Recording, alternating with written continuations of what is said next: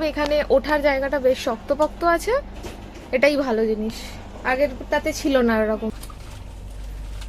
এখন বাজে 5:06, তো ট্রেন ঢুকছে, এতক্ষণ দাঁড়িয়ে ছিল কার সাথে।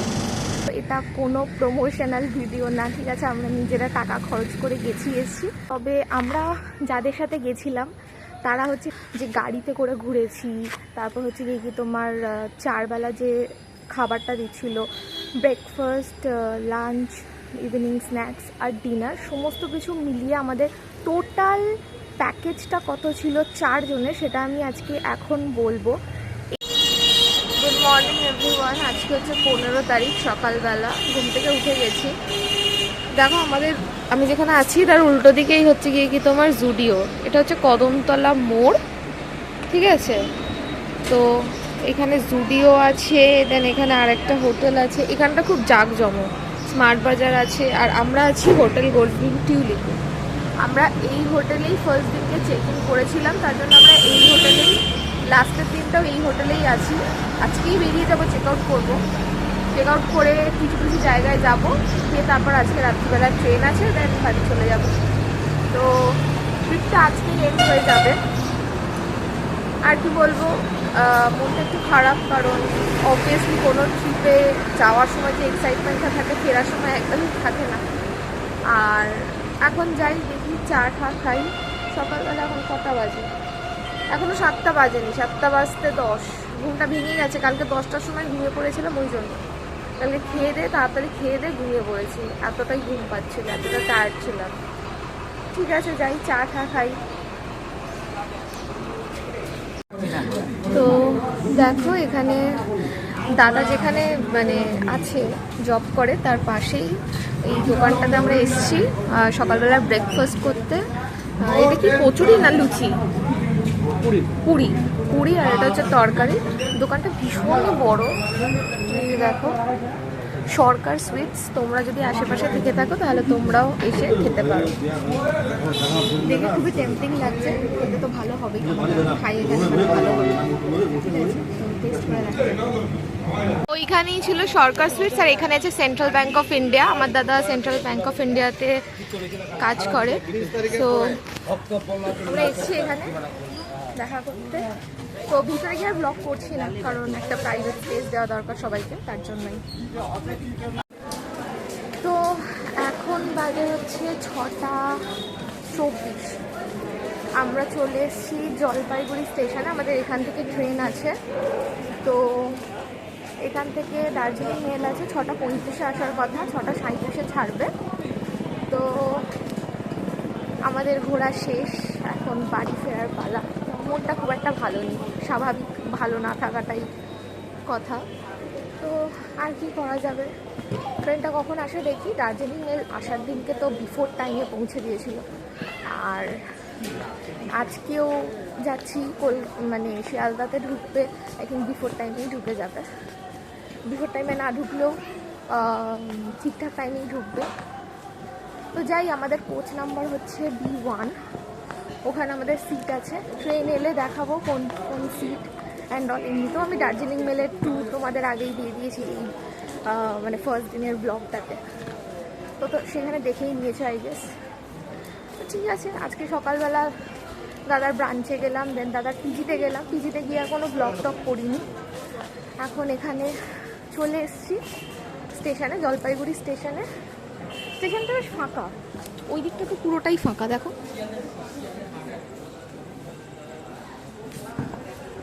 তো ঠিক আছে, ট্রেন আসুক, তারপর দেখা যাক। ট্রেন কিন্তু একদম রাইট টাইমে আছে। বাজে এখন 6:35। দেখতে পাচ্ছ কিনা জানি না, 6:35ই বাজে। এই যে 6:35, দার্জিলিং মেল ঢুকছে একদম অন দি টাইম।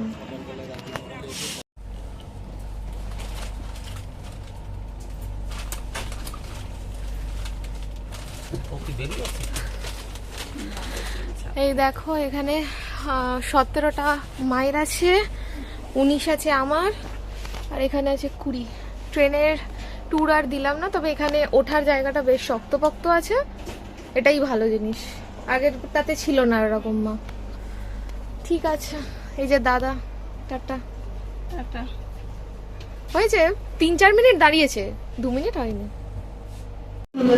এনজেপিতে নেমেছিলাম, এখন বাজে 7:28। দেখে নাও, এখান থেকে কিনে নিয়েছি মিয়ামোর থেকে। এখন উঠে যাচ্ছি ট্রেনে, B1 কোচ।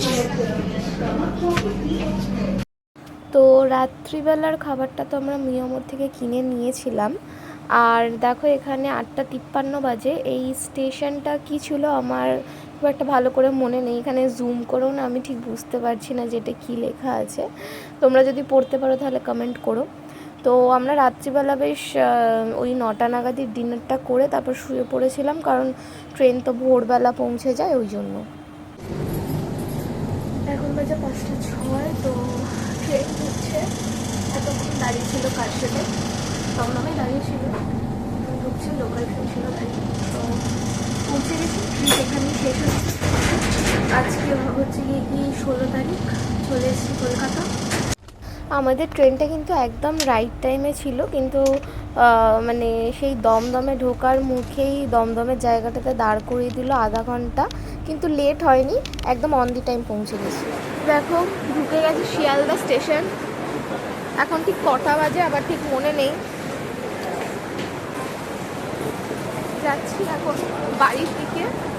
শিয়ালদাতে ঢুকেছে মানে এখান থেকেই তোমার ধরে নেবো, লোকাল ট্রেন ধরে নেবো, দিয়ে ঘরটা যাব।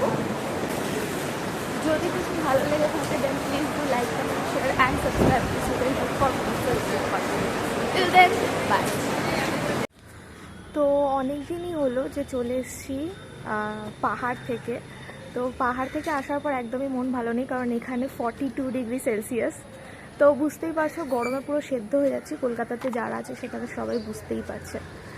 তো সব থেকে যেটা বড় কথা, যেটার জন্য আমি আজকে এই ক্লিপিংসটা নিচ্ছি, সেটা হচ্ছে কি আমরা যে শিটং, তাগদা, তিনচুলে, সীমানাতে গেছিলাম, এখানে আমাদের টোটাল খরচ কত হয়েছে, বা আমাদের যা যা মানে অ্যামিনিটিস যেগুলো আমরা পেয়েছি, লাইক আমরা যে গাড়িতে করে ঘুরেছি, তারপর হচ্ছে কি তোমার 4 বেলা যে খাবারটা দিচ্ছিল, ব্রেকফাস্ট, লাঞ্চ, ইভিনিং স্ন্যাক্স আর ডিনার, সমস্ত কিছু মিলিয়ে আমাদের টোটাল প্যাকেজটা কত ছিল 4 জনের, সেটা আমি আজকে এখন বলবো।